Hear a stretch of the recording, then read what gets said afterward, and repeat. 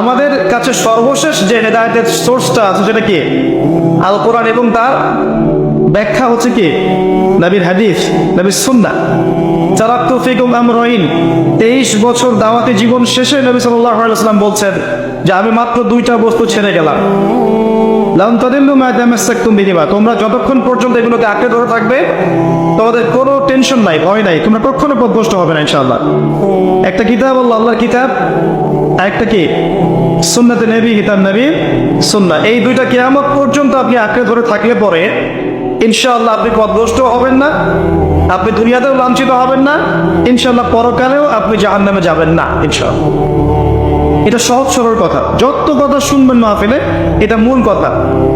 এবং এই মূল কথাটাকে আমল করতে গেলে আপনাকে যে প্রতিবন্ধকতাগুলো ফেস করতে হয় সেগুলো হচ্ছে এরকম যে আপনার উপর দায়িত্ব হচ্ছে এগুলোকে প্রথমে নিজের উপর বাস্তবায়ন করা, কোরআন এবং সুন্নাহ আগে নিজে মেনে চলা, এই তো।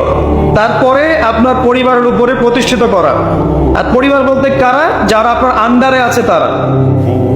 আপনি যার আন্ডারে আছেন তার উপর আপনি ফোর্স করতে পারবেন না, যে আপনার আন্ডারে আছে তাকে আপনি ফোর্স করতে পারবেন, এই তো। আপনার পরিবারের উপর প্রতিষ্ঠা করা। এরপর আপনার ক্ষমতা থাকলে আপনি সামাজিকভাবে এটা প্রতিষ্ঠা করবেন। আল্লাহ যদি আপনাকে রাষ্ট্রীয় ক্ষমতা দেন, বিশ্বের ক্ষমতা দেন, আপনি সেখানে করবেন, গ্র্যাজুয়ালি আপনি যাবেন।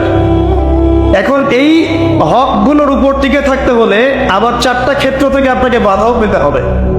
প্রথম যে বাধাটা আসবে সেটা হচ্ছে পরিবার থেকে, তারপরের বাধাটা আসবে আপনার ধর্ম নেতাদের পক্ষ থেকে, তারপর বাধা আসবে সমাজের নেতার পক্ষ থেকে, আর সর্বশেষ বাধা আসবে রাষ্ট্রের পক্ষ থেকে।